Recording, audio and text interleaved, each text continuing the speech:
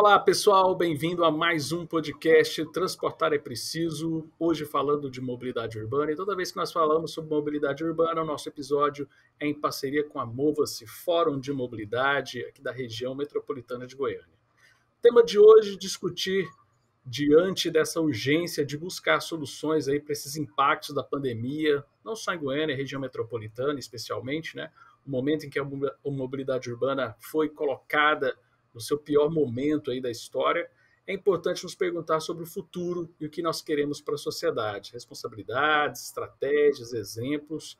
Então, para discutir sobre isso e especificamente sobre a questão da região metropolitana de Goiânia, vamos falar sobre a mobilidade e eu tenho a honra grande de falar aqui, de ter esse episódio entrevistando o presidente da Companhia Metropolitana de Transporte Coletivo, a CMTC, que é o senhor Tarcísio Abreu. Ele é formado em Administração de Empresas pela instituição União Educacional de Brasília, UNEB. Tarcísio também tem um currículo de pós-graduação em formação de consultores pelo SEBRAE, onde também tem uma experiência de atuação de mais de 10 anos lá. Atuou também por 11 anos na Caixa Seguros, numa subsidiária aí da Caixa Econômica Federal. E pela Fundação Dom Cabral, cursou Gestão de Negócios com especialização em transporte. Tudo bem, senhor Tarcísio? Como é que o senhor está? Muito honrado aqui, senhor presidente. Olá, Adriano, tudo bem com você? É um prazer também, é muito bom estar aqui. Acho que é uma excelente oportunidade falar de mobilidade, transporte público coletivo. Acho que as cidades estão carentes, né, dessa conversa, da busca dessas soluções. Então, acho que é importante, é fundamental esse debate. Senhores passageiros, bem-vindo ao podcast Transportar é Preciso. Embarque imediato. Esse episódio foi produzido com o Beluz. Isso, presidente, e em relação aí ao ponto de vista aí da Companhia Metropolitana de Transporte Coletivo da região metropolitana de Goiânia, quais são as principais propostas que estão sendo feitas para a reestruturação da nossa rede metropolitana de transporte coletivo? Eu acho que o primeiro ponto, Adriano, acho que a gente pode trabalhar, eu acho que é importante a gente entender esse contexto, né? Nós vivemos aí um momento muito crítico, né? Hoje a situação que nós estamos passando, e a MTC não é diferente, né? Desde 2013, ela tem acumulado aí quase 40% de queda de demanda, ou seja, a demanda ela tem sido o principal fator, né, em relação a toda essa decadência ou essa desconstrução do transporte coletivo. Né? O transporte coletivo hoje sem demanda ele sofre com isso, né? Então, acho que o contexto é esse. A gente vive uma situação que já estava, né, num processo muito crítico e a pandemia veio exatamente mostrar que a situação poderia ser ainda pior, né? A gente realmente vem enfrentando uma situação ainda pior durante esse momento. Então, o que a gente precisa pensar é exatamente nisso, em soluções, né, em estratégias que realmente volte, né? Goiânia já foi uma referência nacional em relação ao transporte público coletivo, já foi referência. Então, acho que a gente precisa devolver Goiânia a esse patamar. A gente precisa devolver Goiânia a essa referência, né? Nós temos hoje uma condição de fazer isso. Eu acho que essa é a proposta, é realmente devolver Goiânia para esse patamar, para que a gente possa, né, ser referência. Nós temos tecnologia para isso, nós temos condições, pessoas, né, que podem contribuir com esse trabalho. Então, acho que esse é o intuito, é realmente construir alternativas para que a gente volte, né, a ser o que a gente já foi um dia com essa referência e com esse posicionamento dentro de todo o transporte coletivo em todo o Brasil. E eu acho que o primeiro ponto que a gente pode pensar, que a gente precisa falar sobre isso, é a questão institucional, né? Se a gente for ver até o próprio marco, né, de mobilidade, ele cita alguns pilares, né, que a gente precisa pensar, e a gente precisa começar a pensar nesses pilares, né? A gente precisa começar a pensar nessas soluções de forma estruturante, porque não adianta, não tem solução se a gente não pensar em reestruturar, né, em pensar realmente numa solução que avalie a estrutura e a conjuntura do que nós estamos vivendo, né? Então, o primeiro ponto é esse, é criar instituições que sejam competentes para isso, com responsabilidade, né? E que cada ente federativo possa assumir seu papel, né? O Estado é um ente federativo muito importante, né, que desde 2013, né, com essa nova revolução, toda essa mudança que esteve ausente, né, das principais decisões do transporte, e que hoje, né, o Estado se vê interessado, participativo, com interesse na busca por essa construção, né? A gente vê um prefeito de Goiânia também hoje né, totalmente engajado nessa reestruturação, nesse pensamento único, né, de realmente dar um transporte coletivo para Goiânia diferenciado. Além disso, você vê os outros municípios também pensando nisso. Então, acho que a gente constrói, né, um conjunto de fatores para poder pensar num modelo institucional forte, né, um modelo institucional que realmente dê essa capacidade, uma Câmara Deliberativa, que tenha seu papel, com suas funções. A gente tem uma CMTC que faça, né, esse papel do planejamento, da organização, da gestão, tá? Para que a gente possa ter realmente uma efetividade nisso. Então, acho que o primeiro ponto é esse, é uma conjuntura de um pilar estrutural que possa realmente suportar tudo isso. Acho que esse é o primeiro ponto, tá? Que a gente pode falar. O segundo é esse novo modelo tarifário, né? A gente precisa passar por um novo modelo tarifário. A gente vive hoje uma condição dessa tarifa, né, com esse subsídio cruzado, que ela não é sustentável, né? E a gente, quando fala de transporte, a gente tem que ser sustentável. A gente tem que pensar numa solução sustentável. Não adianta, né, a gente ficar recorrendo às soluções momentâneas, soluções para resolver algumas questões específicas. A gente tem que criar um novo modelo tarifário que dê para esse modelo hoje sustentabilidade, né? O transporte é carente disso, né? Há muito tempo a gente não vê uma situação para realmente resolver a questão desse modelo estruturante. E esse problema da sustentabilidade tarifária é o que mais reflete na qualidade do transporte, né? As pessoas não enxergam esse problema causado por esses subsídios cruzados, essas questões que acontecem, que não são bem resolvidas dentro da rede, e as pessoas só enxergam ali o bilhete que ele paga e não enxerga que existe uma necessidade de resolução Sim. tarifária para a gente conseguir pôr mais qualidade na rua, seria isso, né? Sem dúvida. Hoje, por exemplo, a gente tem as gratuidades aí que estão mais de 10% dentro dessa tarifa. Então, a tarifa que é 4,30, na realidade, eu não recebo 4,30, né? Ou seja, a equivalência dessa tarifa é muito menor do que isso. Mas isso não é conhecido, né? Isso não é notório. Então, quando você fala sobre isso, as pessoas acham que você quer aumentar a tarifa, que o custo não é esse, a diferença é essa. Então, na realidade, a gente precisa ter uma tarifa que ela trabalhe de forma diferente, né? Ela tem que criar um modelo diferente, onde eu possa ter uma tarifa, né, social, a tarifa pública, que é o que o passageiro realmente utiliza e paga por ela, e uma tarifa técnica, que remunera esse serviço, né, um serviço público essencial, mas que remunere ele para poder ter um investimento, para que eu possa ter a renovação de frota, para que eu possa ter serviços, né, adequados a isso, que eu possa ter uma nova condição.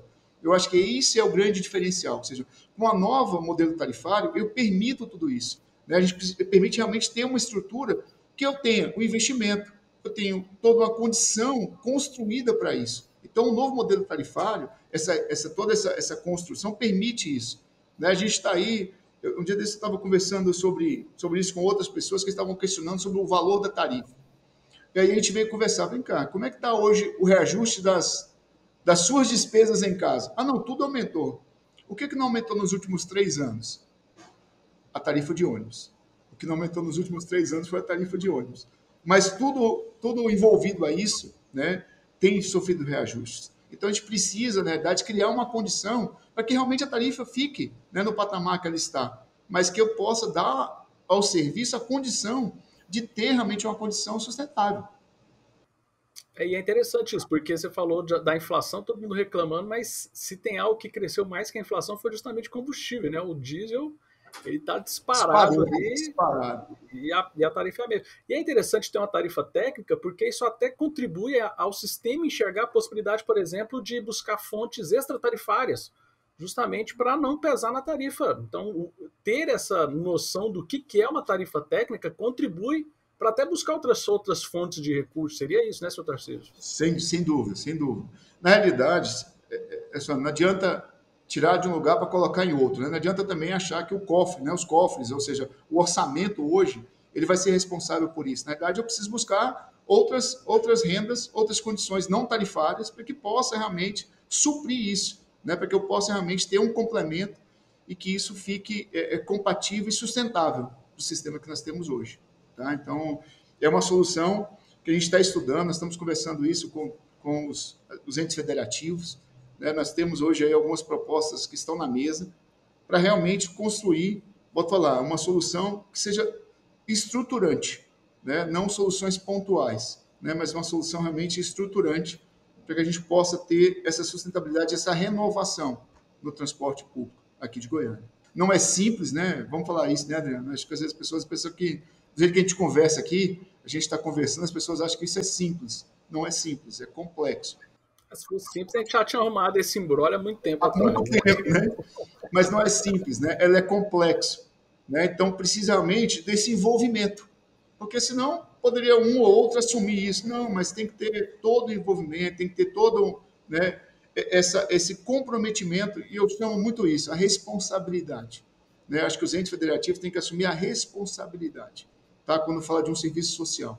Né? O transporte hoje é um serviço social, tá? Garantido. E aí nós teríamos um retorno da participação do Estado de Goiás dentro da companhia e também os outros municípios da rede também teriam uma participação maior. Como é que seria isso para aumentar essa discussão e realmente conseguirmos fechar essa questão da nova política tarifária?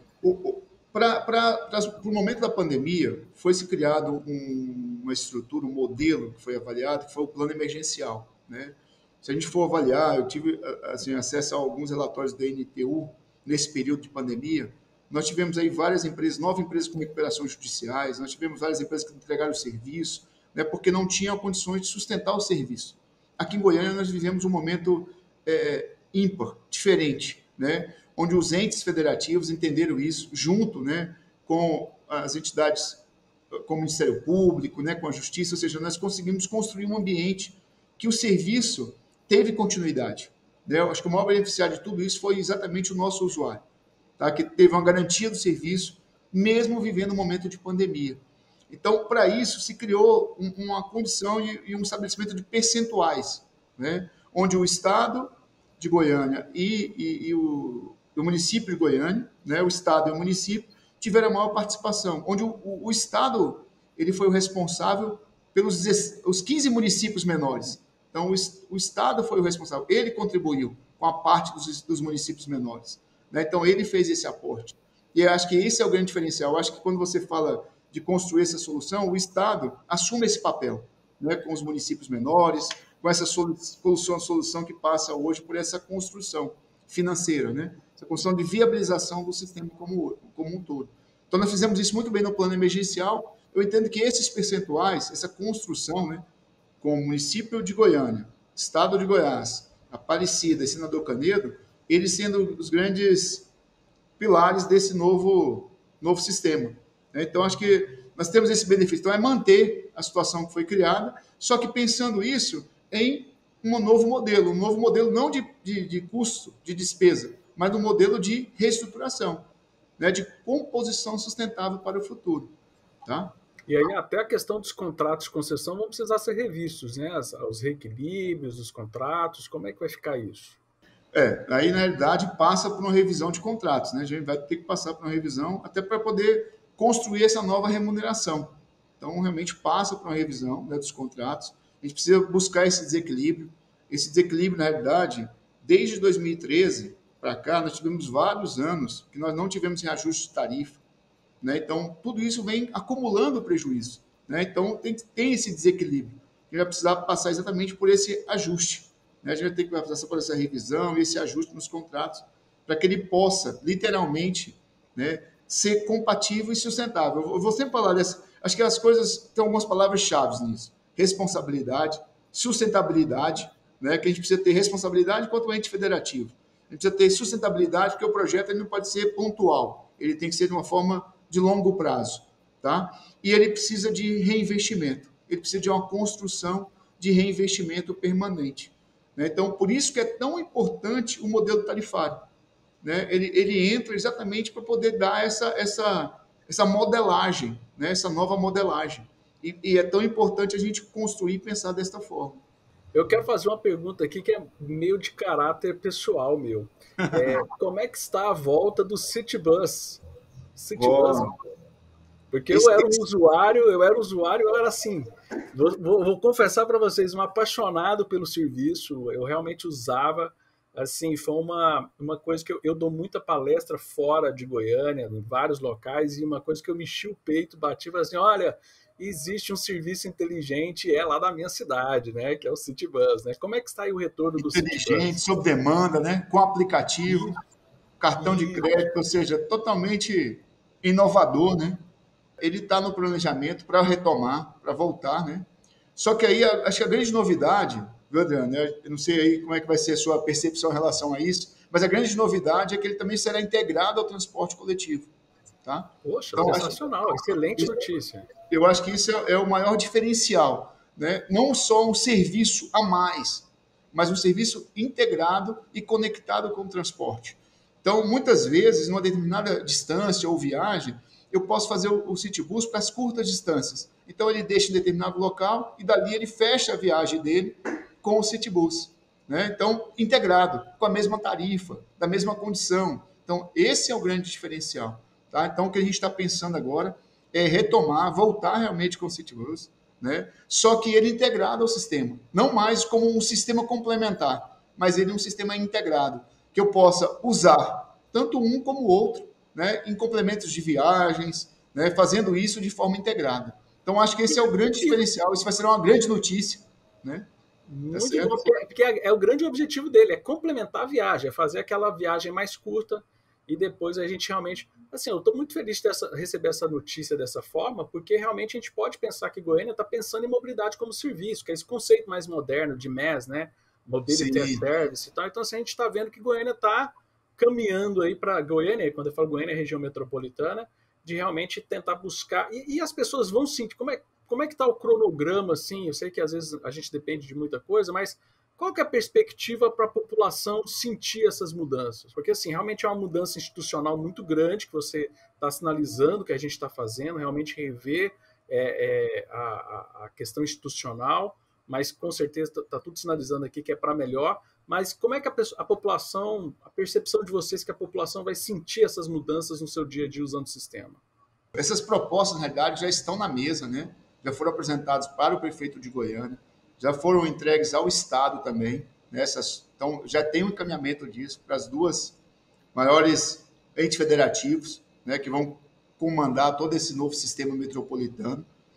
Já foram encaminhados, já foram apresentados, e agora nós estamos exatamente nesses debates, né? Para afinar isso, para poder exatamente ver o que precisa mudar, se as coisas da forma como estão postas estão de acordo, se tem alguma mudança, alguma sugestão, como é que isso vai ser feito, né? Criar realmente... Hoje existe um cronograma, né? Um trabalho todo pronto, já preparado para isso, né? Tendo o sinal verde, a gente estando preparado, a gente está com o cronograma pronto para poder implementar. O que a gente precisa agora é ver exatamente isso. Esses entes estão ok? Estão organizados? Topam do jeito que está, da forma como foi construído? Ou precisa fazer algum ajuste? Então, é fazer os pequenos ajustes para que a gente possa fazer um grande anúncio disso, né? Porque isso tem parte legal, tem que ter um novo projeto de lei para poder fazer isso, né? Uma nova composição institucional nos entes, tanto na Câmara como na CMTC. Né? Eu tenho que criar isso também, a condição, para que isso possa colocar, eu preciso preparar toda a infraestrutura de operação também para isso também. Então, tem várias frentes que precisam ser trabalhadas. Tem o BRT que está também caminhando aí, finalizando. Exatamente, são ônibus novos, né? Uma nova linha, um novo modelo de ônibus para poder trabalhar também com o BRT, né? Serão ônibus de 14 metros, né? Ônibus com ar-condicionados. Então, é uma mudança, é um começo dessa mudança, entendeu? Que a gente quer isso para todo o sistema, né? Hoje são 19 municípios, né? Então, todo o sistema tem que absorver isso. Então, a gente está exatamente nisso. Os projetos foram entregues, né? As ideias foram entregues, estão com eles. A Prefeitura de Goiânia e o Estado estão avaliando isso. Eu vou falar agora como CMTC e como entusiasta, né? E uma pessoa que está dentro do sistema. Eu confesso o seguinte, que se a gente trabalhar, eu acho que esse ano a gente consegue começar a ver mudanças, sabe? Esse ano a gente dá para poder ver mudanças. Né? A gente consegue implementar algumas coisas. Exemplo que a gente pode fazer, né? O próprio pagamento dentro do ônibus por cartão de crédito, né? O nosso sistema de bilhetagem hoje, às vezes as pessoas não têm essa noção também, né? Não têm essa informação. Mas o sistema de bilhetagem que nós temos dentro do ônibus hoje é um dos mais modernos que temos no Brasil. Sim, tá certo? Sim. Hoje. Tem cidades, porque o pessoal de Goiânia ficou mal acostumado. Mas tem cidade do Brasil que o povo ainda está discutindo a questão do cobrador. Exato. E pagar em dinheiro. Pô, Goiânia realmente foi... E essa é a grande... Assim, conversando aqui contigo, o objetivo desse podcast é justamente assim... Goiânia já foi exemplo para o Brasil. Nós vamos, então, retomar essa postura, essa vanguarda, né? Porque Goiânia realmente foi muito inovador no nosso sistema de tarifário também, né? Eu acho que esse é o grande objetivo, é retomar, né, o lugar que um dia foi nosso, né, foi nosso, realmente. E quando fala de tecnologia embarcada, que a gente está falando da questão da bilhetagem, né, a bilhetagem, você pode pagar por cartão, cartão de crédito, cartão de débito, você pode pagar isso por Pix. Então, isso hoje está pronto. Na verdade, eu preciso habilitar os equipamentos para poder fazer isso. Né? Por isso que eu te falo que isso pode ser feito de forma rápida, né? De forma, assim, uma resposta imediata, entendeu? Só que a gente precisa agora ter essa nova estrutura toda ela construída. Então são vários projetos, né? Nós estamos falando de bilhete único, nós estamos falando da questão do modelo tarifário, nós estamos falando da questão do pagamento, então renovação de frota, são vários benefícios que podem ser apresentados. O que a gente precisa é criar essa condição, é uma nova estruturação, né? Uma nova estrutura, um novo modelo institucional, o novo modelo tarifário, para que a gente possa, né, dessa forma, investir e trabalhar nesse novo sistema. Isso, então vamos torcer para que os nossos representantes, aí, o pessoal da Prefeitura, o pessoal do Governo do Estado de Goiás, que estão avaliando essas propostas, que eles deem logo a sinalização para que isso possa ir para o Legislativo, para que a parte legal seja desenvolvida e consigamos, então, implementar o mais rápido possível. Seria isso, né? São Seria esses isso. os passos, no caso, né? São esses os passos.